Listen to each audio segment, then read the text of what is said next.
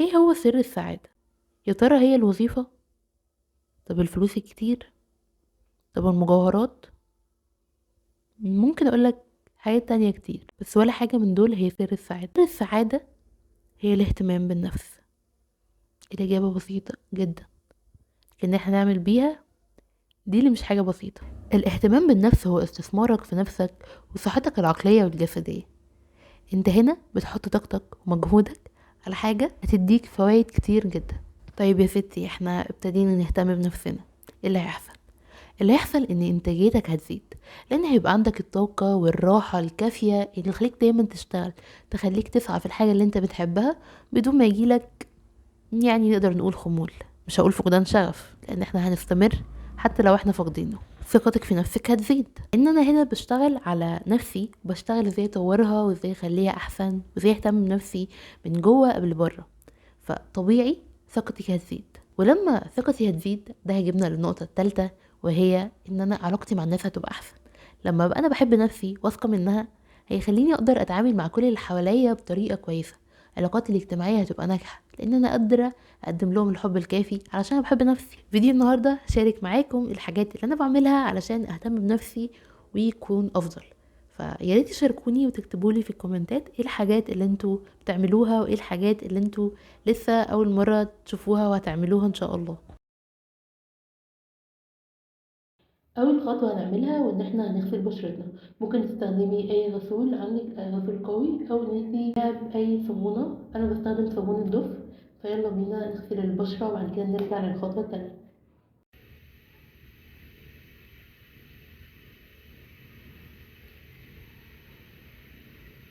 احنا عندنا خيارين. لو عندك الجهاز اللي هو بيطلع بخار تمام، ما عندكيش هنعمل ايه؟ هنحط ميه ونغليها وهنخلي البخار ده يفتح المسام بتاعه البشره بتاعتنا لمدة 10 دقايق. وبرضو كل فترة كده شوفي انتي قادرة تستحملي ولا لأ.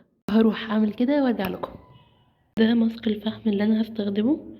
تمام، ما تكتريش خالص عشان هو في ازالته بيبقى صعب. هتحطي بس على الاماكن زي ما انا قلتلك اللي فيها الروس السوداء والبيضة، ويفضل في المنطقة دي بالظبط، ان هي ما بين الحواجب والمناخير وحوالين الشفايف.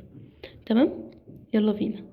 استخدمي اي نوع سكراب عندك، وده السكراب اللي عندي. وممكن كمان تعملي سكراب طبيعي في البيت.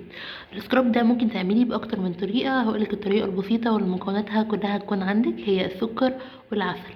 تعملوا مع جلدكم بطريقه لطيفه جدا عشان ما يحصلش اي حاجه او بشرتك تتحسس لا قدر الله. خلصنا خطوه السكراب، دلوقتي على الماسك.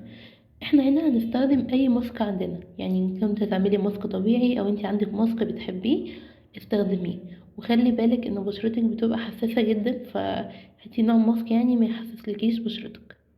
وده الماسك اللي انا هستخدمه دلوقتي، وهو قناع الطبي الطبيعي. استخدمي اي نوع ماسك عندك، مش شرط ده، او ممكن ماسك طبيعي تعمليه في البيت. وبعد كده هنحط مية ورد، ممكن نستخدمها بالقطن او ممكن بشيت ماسك حسب المتاح عندك والمتوفر. مية الورد من الحاجات المهمة جدا اللي لازم نعملها قبل خطوة الترطيب. مهم انك تقرأ. انت بتعرف نفسك اكتر لما تقرأ، بتقرب منها اكتر. انت بتقرأ تجارب ناس تانية حصلت معاهم في سنين وانت خدتها في ساعات. انت بتزيد عمر في عمرك، تجارب ومغامرات، بتفرح وتزعل، كل ده وانت قاعد في مكانك. لما تمشي في وسط الطبيعة، احنا هنا بنخلي عقلنا يستريح من ضغوطات الحياة اليومية اللي بيواجهها. صوت الطيور والهواء والعصافير، ضوء الشمس، كلها حاجات بتساعدك انك تبقى اهدى واعصابك تبقى احسن. روح مكان فيه خضرة. لما تروح مكان فيه خضرة وزرع كتير ده بينعاد عليك. لما تبقى قاعد مركز بس في كل الأصوات الطبيعية اللي حواليك، مش صوت أي حاجة تاني، الموضوع هيفرق في نفسيتك جدا. محتاجين نبعد عن الأكل السريع، برغم ان هو شكله بيشهي لكن مش صحي لينا، مش بيدينا اللي جسمنا محتاج. لازم تاكل أكل صحي، متربطش الأكل الصحي ان هو أكل طعمه مش حلو. بالعكس، في أكلات صحية كتير جدا مفيدة، ممكن تدخل تدور على اليوتيوب وتعرف أكتر.